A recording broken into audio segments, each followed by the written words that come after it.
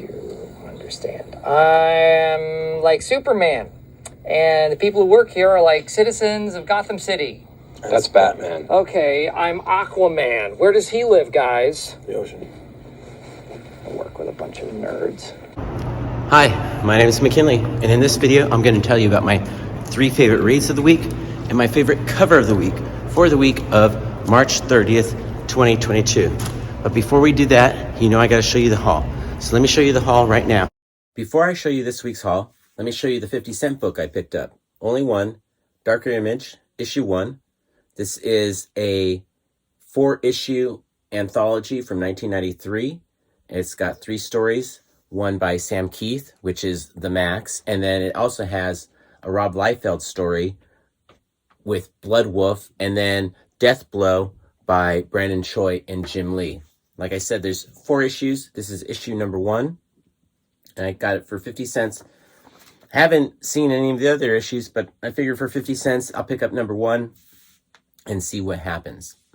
Now let's move on to this week's haul. We're going to start off with Marvel, DC, Image, and then I'm going to show you the real indies. So starting off with, surprise, I got a Marvel book.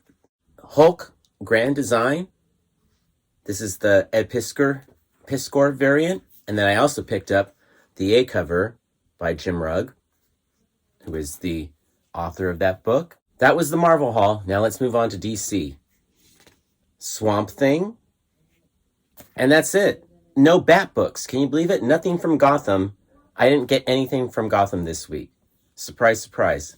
I did almost go out and buy, what is it called? I don't know. There's a one-shot, like Alpha Shadow War or something like that. If you bought that and you read it, let me know what you think in the comments below. Because I almost bought it and I didn't.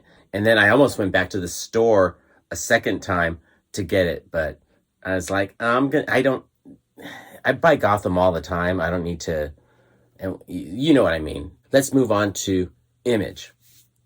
Step by Bloody Step, the 2nd issue. Radiant Black. Whenever I pick up Radiant Black, I'm always like, why did I get this? I don't know. It feels like I've been hanging on too long. And rounding out the Image haul, Spawn. Now let's move on to the real indies, starting with Oni Press. I picked up Season of the Bruja. I also got on Boom, Something is Killing the Children, number 21. This is the die-cut mask variant. Or no, they call it the die-cut bloody mask variant by the Frizz. On Ablaze, I picked up Animal Castle, number 4. And rounding out my indie haul on Dynamite, Vampirella Dracula Unholy with a B cover. This is the variant cover by Rose Besch, the love of my life. So stoked to get it. It's the only reason why I've been buying that book. Now let's talk about my 3 favorite reads of the week and my favorite cover of the week. Before I go any further, I want to thank you for clicking on this video because I know you have so many other boxes to choose from. So I appreciate the fact that you clicked on this box right here.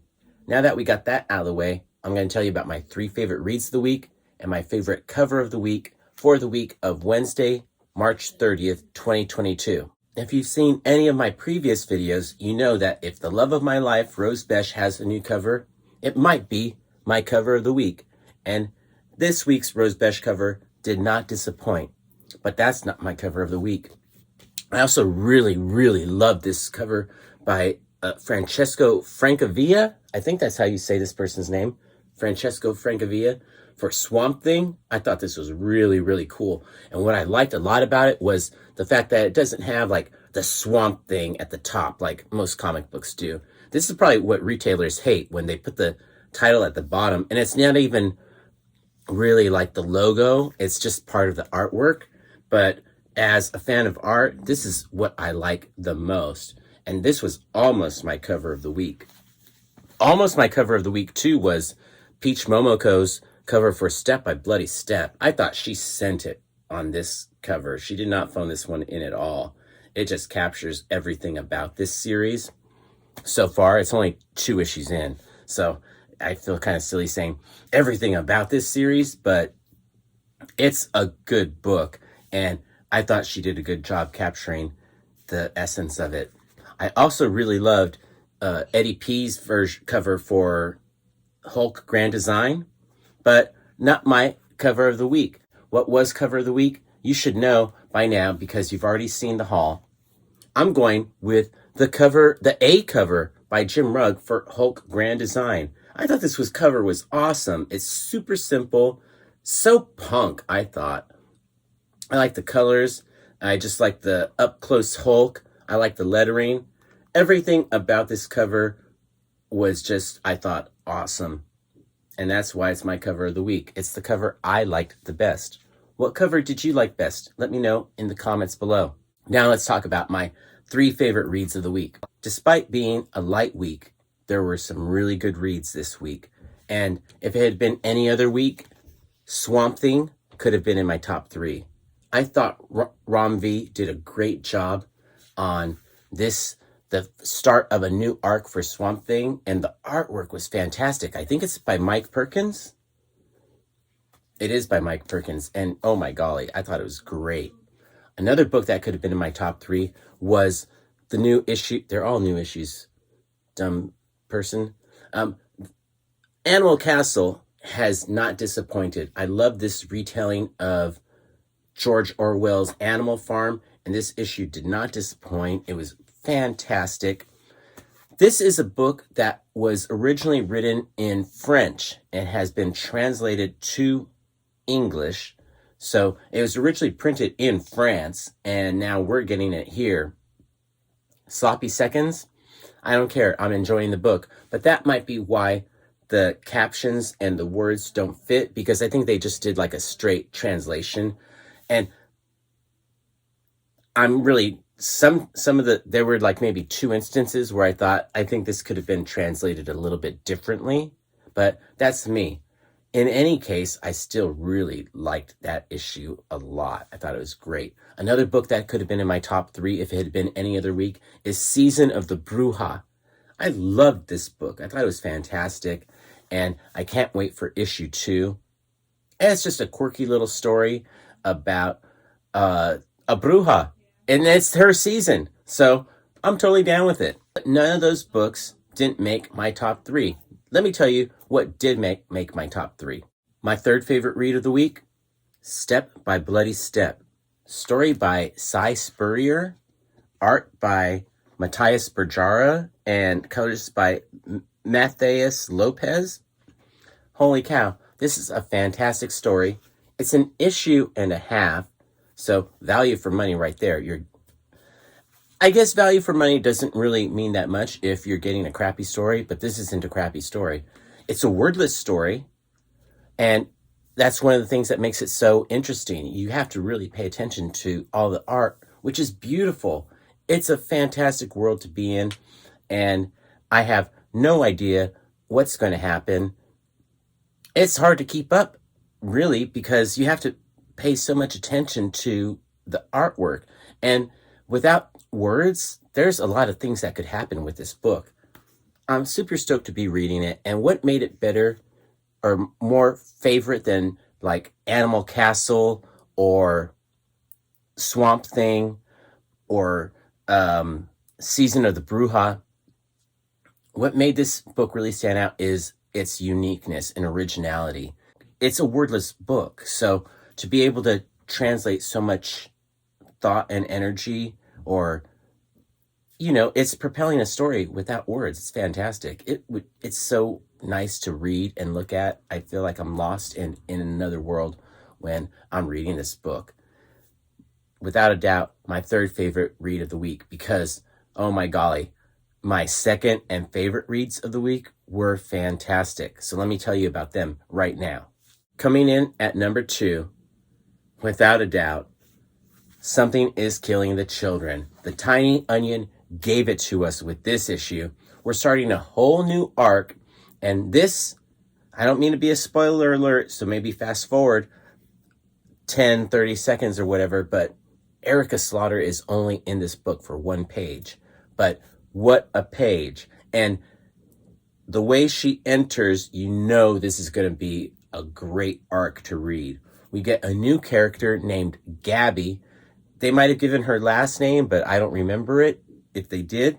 In any case, this is going to I don't want to say this is going to be a great story arc because I haven't read it yet. But the way it's going so far with this first 18 pages, I think it's going to be fantastic. And I say 18 pages because the Tiny Onion always cheats us out of 2 pages of content because he has that stupid 2-page spread that says something is killing the children. Who cares? I want more content. I want 2 more pages. I don't want the titles. That's my one complaint about this book, is that the Tiny Onion writes 2 less pages than most other people do because he has that 2-page spread of nothing. But that's only because I want more content. I want to read more. And he's depriving us.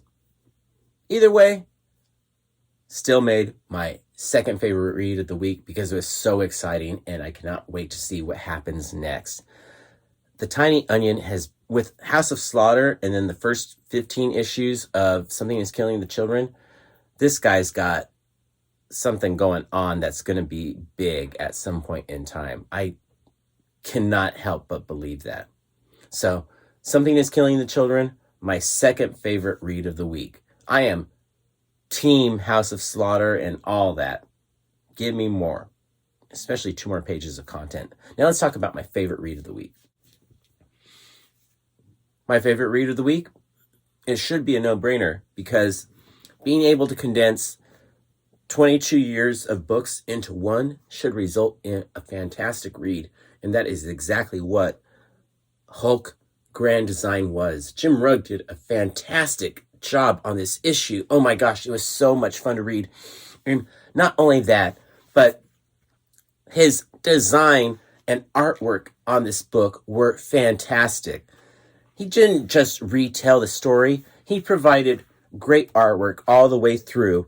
And if you know anything about Jim Rugg, you know he loves doing these drawings on lined paper.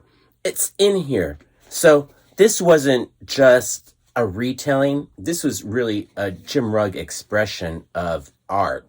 And holy cow, what a fantastic job he did. Every page is something to look at and just something to trip out on. Every page, I guarantee you. I don't care what page you open up to. It was fantastic. The story, great. But the artwork, too, just lived up. And like I said, I don't care what page you turn to. It's going to be a beautiful page to look at because Jim Rugg did a fantastic job.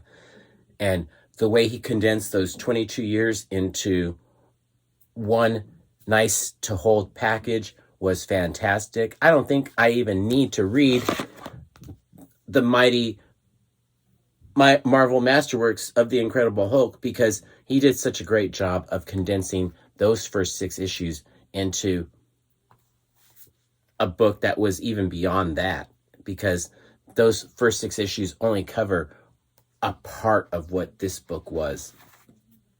Great artwork, great storytelling, hands down my favorite read of the week. I was so excited to read it, and I cannot wait to read it again, which is what I'm going to do after I'm done with this video. Thanks for making it all the way to the end of the video. I really appreciate it. I hope you have a great week, and remember, peace, love, Bunny, and Bear.